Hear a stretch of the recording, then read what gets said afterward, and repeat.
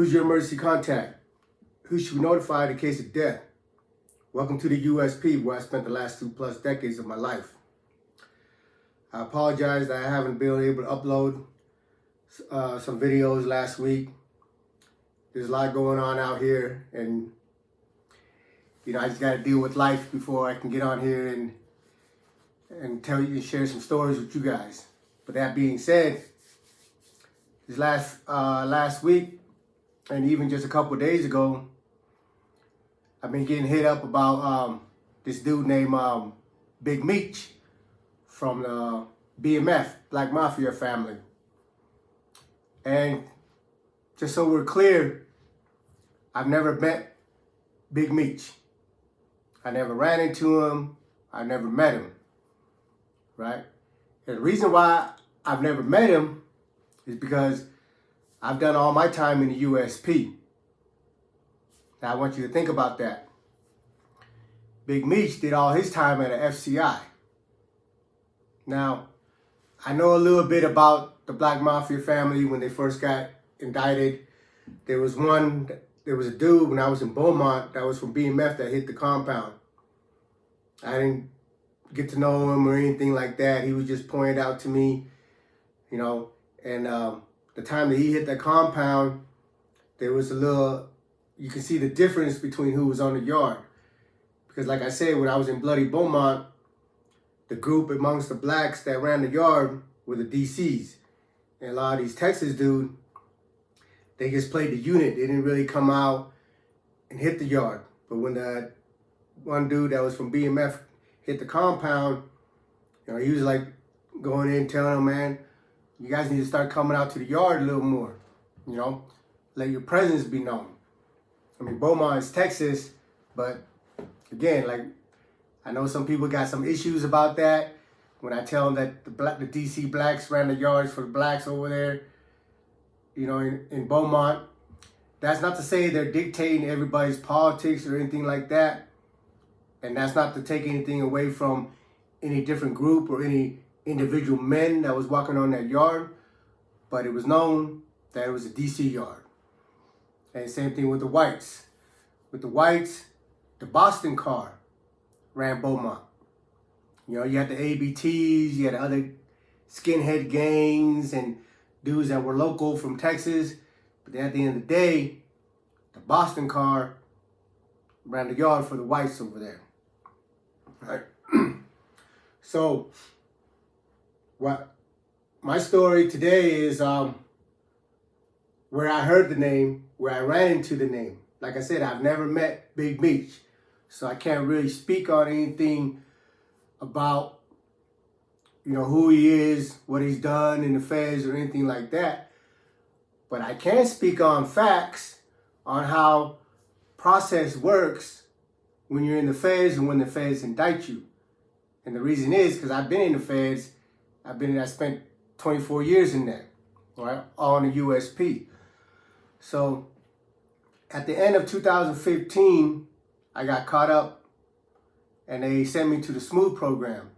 I got caught up for inciting a riot, threatening bodily harm on a staff, which were just some made up charges because they were trying to get me off the compound, and they were kind of intimidated by us over there in Atwater. Like I said, I spent 7 years in Atwater, and pretty much, we didn't run Atwater as far as dictate anything with people doing, but I had my hands in everything in Atwater, where it was gambling or things hitting the yard. And my little poker table on the yard, I had a poker table on the yard for 7 years. Even when I go to the shoe, when I come out, the homies or whoever was sitting at that table, like, hey man, when you get ready, this is your table, which is out of respect. I don't, everything in prison belongs to the federal government. But the people in the yard had respect for me. My homeboys had respect for me, and they knew that that's where I post up and run my game and all that. So every time I come out of the shoe, they were using it while I was in the shoe, but when I came out, they were like, hey man, this is your table, let us know when you get ready to come back in and do your thing. So through the course of the time that I was in Atwater, I ended up being in a position of a spokesman, not a shot caller. Like I said, I'm not nobody's big homie or anything like that, but I was given the responsibility to deal with all the politics and stuff that had to do with my people. And, for me, I hope that I've done right by everybody, that I was able to represent, trying to make the best calls that I could, that was in the best interest for the whole and not just individuals. So when the incident happened at Atwater, they came and picked me and Bryson up, because they were kind of intimidated and a little fearful, maybe not so much afraid of me, but definitely afraid of Bryson, But anyway, they ended up shipping Bryson to Victorville, but they shipped me to the SMOOTH program. Now, before you go to the SMOOTH program, you got to have a hearing with the region.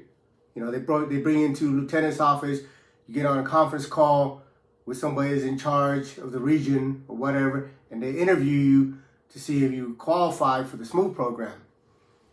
So when I get on the call, they ask me some questions and all that and whatever, then they send me back to my cell. Well, a week later, Lieutenant Helen, I'm out at rec, he comes down the hallway and he's like, "Damn, Rick, you broke the record." I was like, "What?" Because usually between the phone call and between you getting accepted or denied to the SMOOTH program, the SMU, Special Monitoring Unit, is 30 to 60 days, before you find out if you got accepted to the program or not. But like I said, it was only like a week later, and Lieutenant Helen came through, and he's like, "Hey, Rick, you broke the record." I was like, "What are you talking about?" "You've been accepted to the program." He goes, "You're the fastest, whatever I heard, of getting accepted to the program." And I think a lot of the reason was, like, through the course of my bid, I go to the SHU a lot, but when I go to the SHU, I'm placed under investigation. And at the end of those investigation, there's nothing that they can hit me with, so they have to let me back out. Because, like I said, the whole time that I was in prison, I've only caught one dirty, and that was for marijuana. And, when I get caught with a knife, it's because it's in the process of, doing something. But I never get caught with a knife just on me. I never get caught with any dope on me, with any work on me. But being on the yard and doing what I do, there's bound to be people that drops my name to SIS, writing kites or trying to tell on me. Because when I was in Atwater, once or twice a month, during 4 o'clock count, they would come in, kicking my door, trying to catch me slipping. "Hey, cuff up." They come after they do count. They would surprise me. "Hey, cuff up." And I have to cuff up. They come in, shake down my cell, take me into the back room, strip me out, strip search me. But like I said, every time they come through, they never got anything off of me. And so finally, I think the reason they sent me to the SMOOTH was they felt like I've been getting away with a lot of shit prior to that. They couldn't get me on nothing. So now they hit me with this charge for attempting to incite a riot and threatening bodily harm or whatever. And they shipped me to the SMOOTH program. Now, when I get to the SMOOTH program, the SMOOTH program is 23-in-1. You're just locked in your cell. And 3 to 5 times a week, depending on what's going on in the compound, there's a specific time on your range, they come and pull you out for rec. And rec is nothing but a rec cage, maybe the size of my bedroom right here. It's maybe 12 feet long, if that, at least 10 by 8, 12 feet by 10 feet. It's not that big. So when I first got there, they would put 6 people in a rec cage. And for me, they were always trying to put me in a trick bag every time they took me out to rec, because in the SMOOTH program, me and there was a couple other Asian or Islander that qualified under that umbrella, Asian Islander, that was in the SMOOTH, but they were in different units and stuff. So on the tier I was in, I was the only one. So they would take me out to rec, and they put me in every cage, but with the white boys. They put me in a cage with Mexicans. They put me in a cage with gang members. They put me in a cage with blacks, hoping that somebody, they had a policy that if you're not from that gang, or if you're not with those people, and they come into the rec cage, they're gonna smash you out. So the COs was hoping that, whatever cage they put me in, that I would get smashed out, because on my jacket, I have an assault on a federal officer. And when you have that on your jacket, you have these dude boy COs that are always hoping to try to get you in a situation where you get fucked off. But to their disappointment, every time they put me in a rec cage, I was welcome. Even dudes didn't know me, they knew of me, but most of the time, there was somebody in that rec cage that I knew. And they're like, oh, what's up, Mesa? Oh, they finally got your ass, huh? Oh, yeah, you've been getting away with this shit for a long time. The homie just clowning or whatever. So the story that comes up where I ran into Big Meech's name was from the people that was in the Smooth program. So when I got there, they were like, hey, man, how the fuck that, hey, Big Meech? I don't know. The only thing that I know of him is they caught a case out in Texas, Black Mafia family. They were moving a bunch of freaking dope, and they had billboards up with their name on it, and one of their homies or associate or whatever caught a body, right? And they got indicted. Now, in their indictment, they found a lot of stuff, right? Now, I got 26 years. I robbed a bank, then ended up being up a CO. But I know people in the feds that are still in the feds right now that's got life sentence for a lot lesser shit. But you can say, hey, they had money to hire an attorney and this and that. Well, I know a lot of millionaires that's in the feds right now that's got life sentence, that's got 130 years plus. So when it comes to the feds, the money don't mean nothing. Like I shared a story with you guys with a dude named Ross, who was, he had something to do with with the Silk Road on the internet. He's a billionaire. Think about that. He's a billionaire. But he's got a life sentence. He was in Florence with me.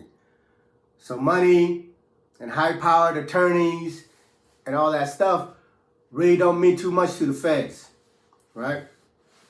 Now also, at the time that I was in the Smooth program, there was dudes that was there was telling me that this was the third time that Big Meech was in the Smooth program. Now, what Meech ends up going to the Smooth program for is, he's kind of like a hood celebrity. He lived a life that all these dudes out here that's pushing that work aspired to live, right? Aspired to accomplish. They were making buku money, moving things, doing some crazy stuff or whatever. They were living that hip-hop hood celebrity life. So when he goes into the feds, the staff, the COs, know he got money, right? So there's always going to be a staff member or whatever that's going to pull up on somebody that's got money and be like, man, what's up? What you trying to do? I'm trying to pay, my car note, a house note. I know plenty of people through the course of my time that had COs, and you're not knocking no CO off. You're not going over there because you got game and you can rap or whatever to get a CO to bring something to you. Usually when a CO decides to work with you, he's doing his background check and seeing that, oh, this guy got the funds. Let me see if I can get some of that money, right?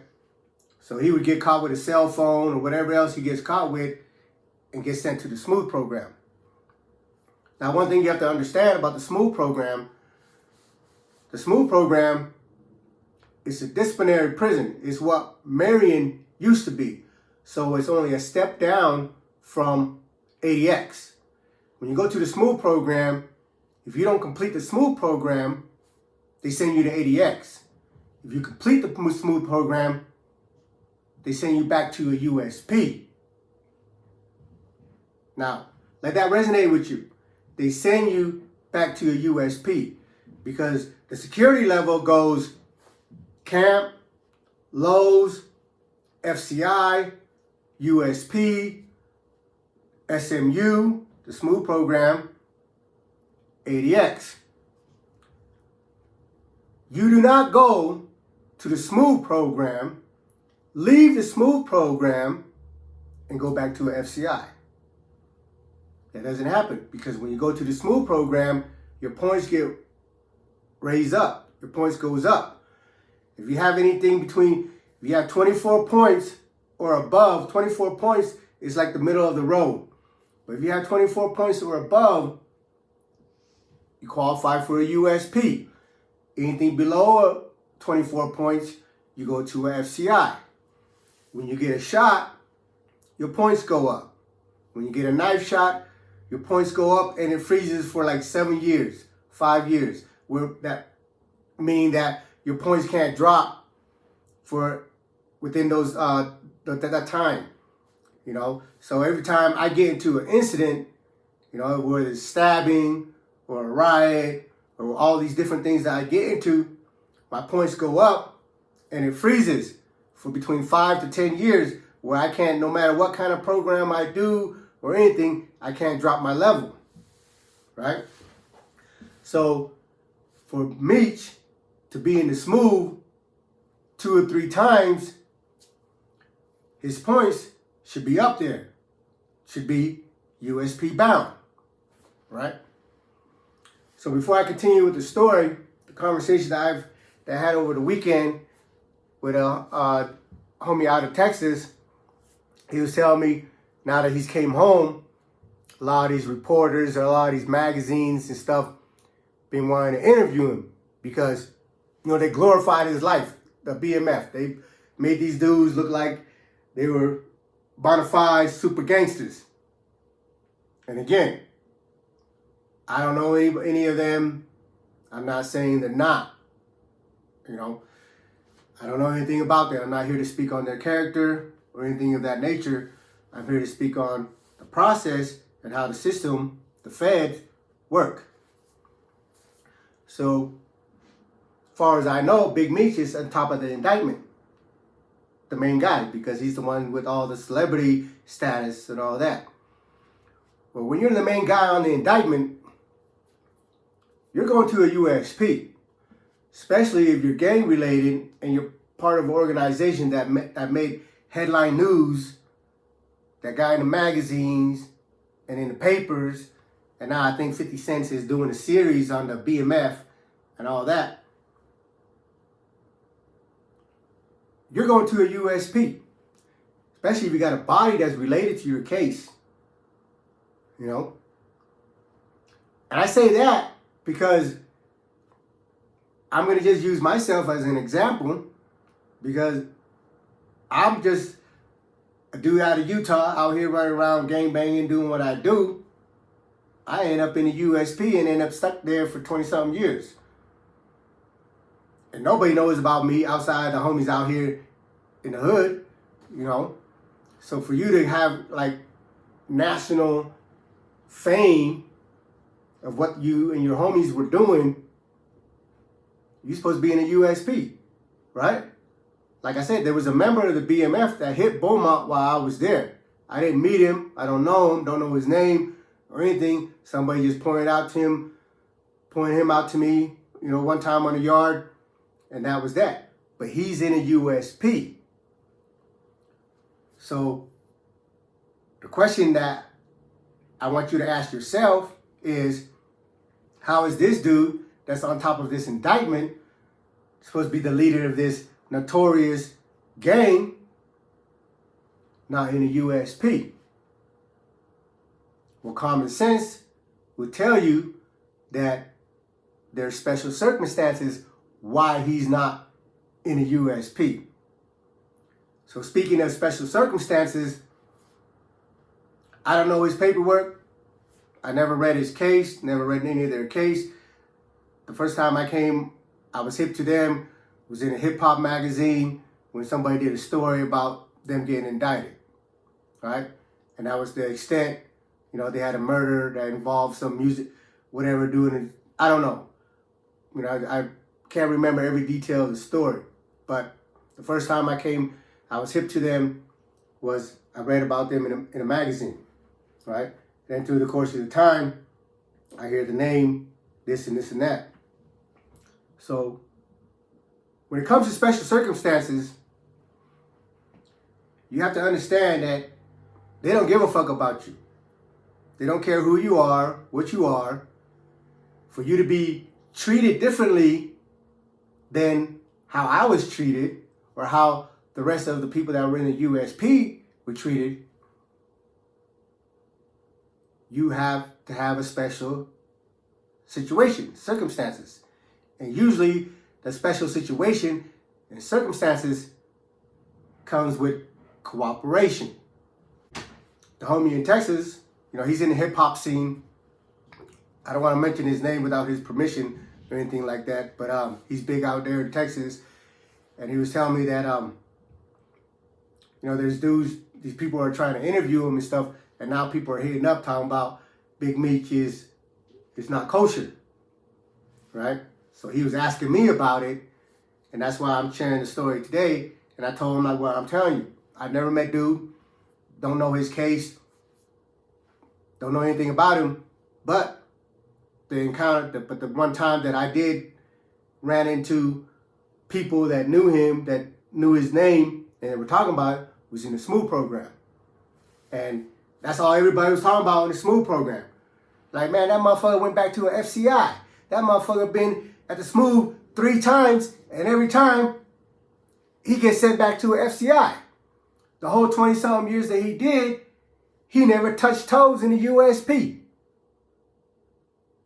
Common sense, again, will tell you, right, that there's special circumstances. Because we're all in the same situation. We're all felons. We're all indicted. We all got violent crimes or whatever it is that we got. And this is how we're being treated. This is the kind of amount of time that we're getting. Like I said, I know plenty of dudes that got money. They couldn't buy their way out because they refused to cooperate. So, and there's dudes that's in there that their cases ain't even a tenth of what the BMFs went through. And they got life sentences, 100 years. But all these dudes got 20-something years, right? That's still a grip of time.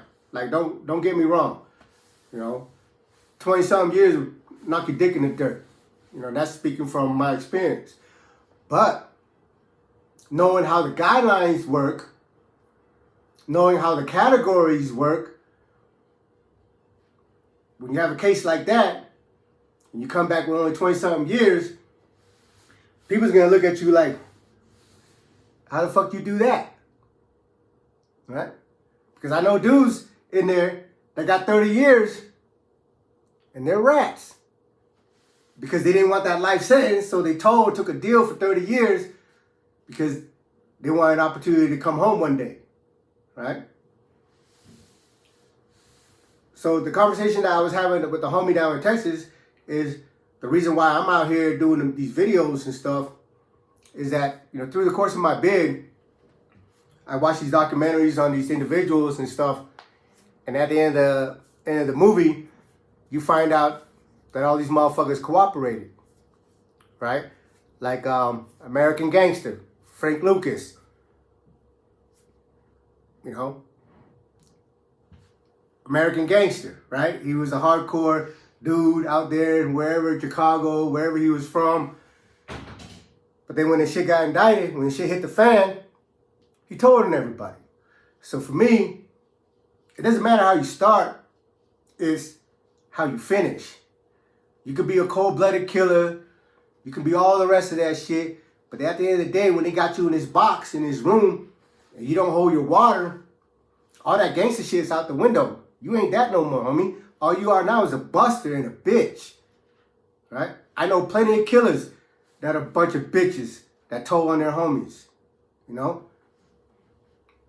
So like I said, I was talking to the homie in Texas, and I was just like, I watch these things, these documentaries, and these videos of these dudes, but they all turn out to be a bunch of busters. But they want to glorify, oh, he was a cold-blooded killer, this and that. But you got X'd out of your hood because you testified. It don't matter what reason you were giving. Oh, they threatened my family. Oh, they threatened this. Oh, they fucked me. Oh, nah, you still. That's just your excuse to tell. And the reason you told was so you didn't have to go do the time. So you didn't have to do as much time. You know? And like I said, man, I don't care who you are, homie, what you've done, all that. You can be the hardest, cold-blooded this and cold-blooded that. But at the end of the day, if you told, you's a bitch. Welcome to the USP.